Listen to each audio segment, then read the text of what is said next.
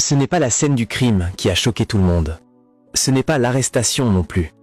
C'est ce qui s'est passé au tribunal, le lendemain. Mais pour comprendre pourquoi, il faut revenir au matin du 30 décembre 2025. Le 22 décembre 2025, Destiny Rumley arrive au 32 Old Foxon Road à East Haven dans le Connecticut. Dans la voiture, des cartons, quelques affaires et son fils de 3 ans à l'arrière. Destiny a 21 ans.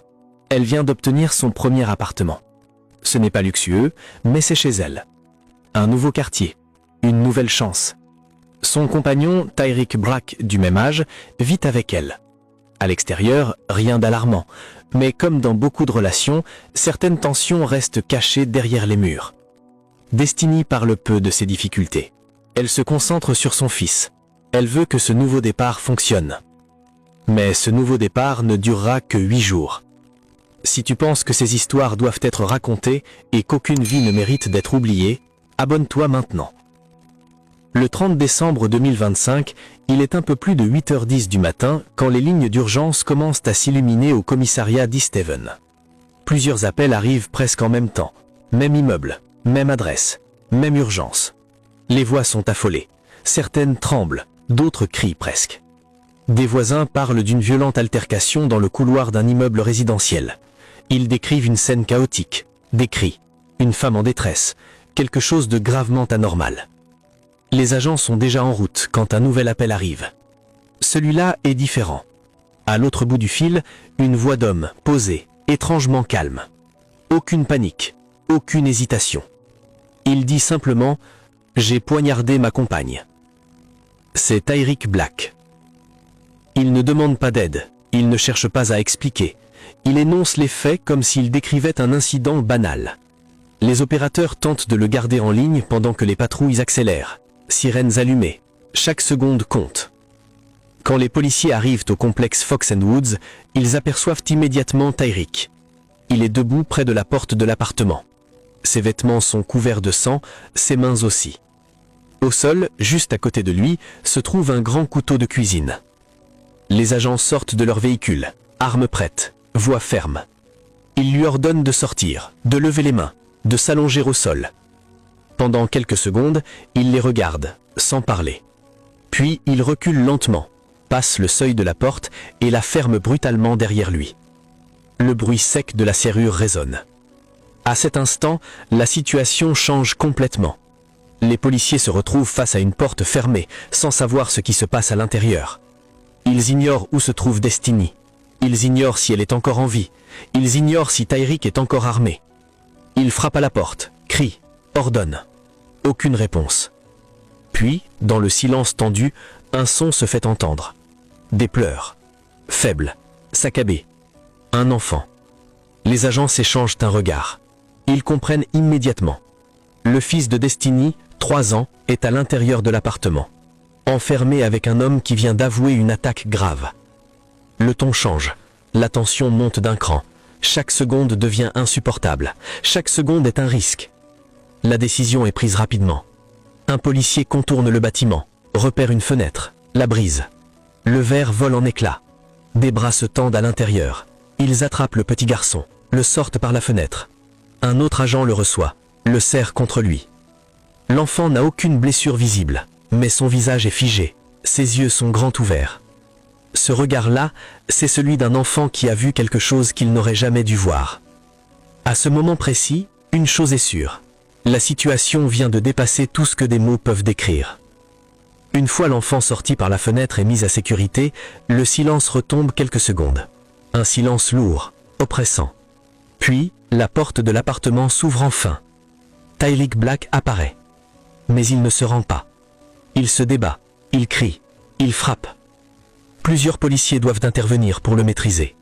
Il se débat avec une force incontrôlable, comme s'il refusait d'accepter ce qui vient de se passer. Les agents luttent pour le plaquer au sol, le menotter, reprendre le contrôle d'une situation déjà hors contrôle.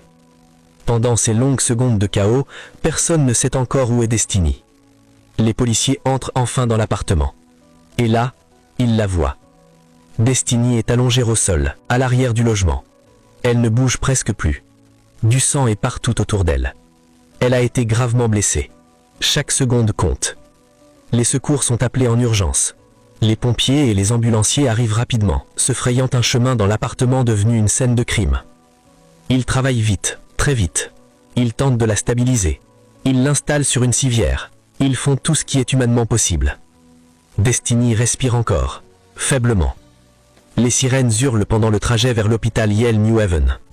À ce moment-là, l'espoir existe encore, mince, fragile, mais réel. Mais à l'hôpital, la réalité s'impose. Les médecins dressent le bilan.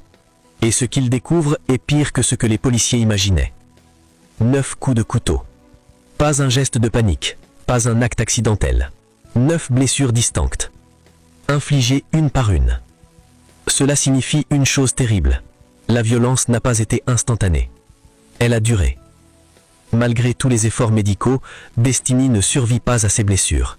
Elle est déclarée morte à l'hôpital. Elle avait 21 ans. Et pendant tout ce temps, son fils de 3 ans se trouvait à quelques mètres. L'enquête révèle ensuite ce qui a déclenché l'attaque. Un détail glaçant dans sa simplicité. Destiny avait dit qu'elle allait appeler la police. Rien de plus. Elle n'a pas frappé. Elle n'a pas menacé avec une arme. Elle n'a pas provoqué une bagarre. Elle a simplement voulu demander de l'aide, tenir quelqu'un responsable, se protéger. Et pour cette seule phrase, elle a été tuée. Les enquêteurs confirment aussi autre chose, tout aussi troublant. Aucune plainte déposée auparavant, aucune ordonnance restrictive, aucun appel antérieur à la police. Sur le papier, rien n'indiquait un danger immédiat. C'est ça la réalité la plus effrayante de la violence conjugale. Elle peut rester invisible jusqu'au moment où il est trop tard. Pas de cri entendu avant, pas de dossier, pas de signal officiel. Juste une décision prise en quelques secondes et une vie brisée à jamais.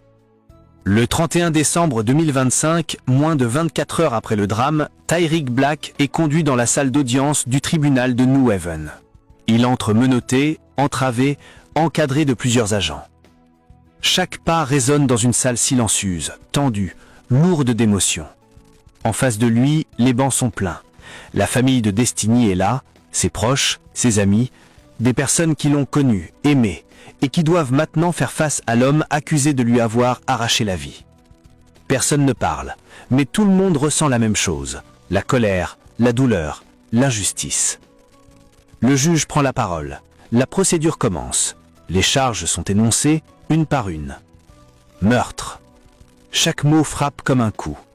Certains ferment les yeux, d'autres serrent les poings. Mise en danger d'un mineur. Des regards se tournent instinctivement vers la famille. Tout le monde pense au petit garçon de 3 ans. Agression sur les forces de l'ordre. Entrave à un appel d'urgence. À chaque chef d'accusation, la tension monte d'un cran. L'air devient irrespirable. Le procureur décrit la gravité des faits. Il rappelle la violence, le fait qu'un enfant était présent, le refus d'obtempérer, la résistance lors de l'arrestation. Puis vient la décision. Le juge annonce que la caution est portée à 2,5 millions de dollars. À cet instant précis, tout bascule. La salle explose. Des cris jaillissent, des sanglots éclatent. La douleur contenue depuis des heures déborde d'un seul coup. Certains se lèvent, d'autres hurlent leur rage. Des mots chargés de souffrance fusent en direction de l'accusé. Les agents interviennent immédiatement. Ils forment une barrière entre Tyreek Black et la famille. Ils tentent de contenir une colère qui n'a plus de filtre. Ce n'est plus seulement un tribunal, c'est une pièce remplie de cœurs brisés. Tyreek Black est évacué rapidement, presque traîné hors de la salle pendant que les cris résonnent encore contre les murs. Pour la famille de Destiny, ce moment n'est pas une victoire, ce n'est pas un soulagement. C'est simplement la confirmation d'une vérité insupportable. Aucune décision de justice ne pourra réparer ce qui a été détruit. À l'extérieur du tribunal, les proches prennent la parole. Les visages sont marqués par la fatigue, les larmes, le choc. Une cousine de Destiny résume tout dans une phrase, la voix brisée. Même une prison à vie ne nous la ramènera pas. Et c'est là que tout le monde comprend. Ce procès ne concerne pas seulement un homme et une peine. Il concerne une vie perdue, une mère absente, un enfant qui devra grandir sans réponse suffisante. La justice suit son cours, mais le vide, lui, est déjà définitif. Destiny Rumley avait 21 ans. Un enfant de 3 ans qui grandira sans sa mère. Ce petit garçon n'entendra plus jamais sa voix. Il ne sentira plus jamais ses bras quand il aura peur. Et pourtant, son histoire aurait pu passer inaperçue.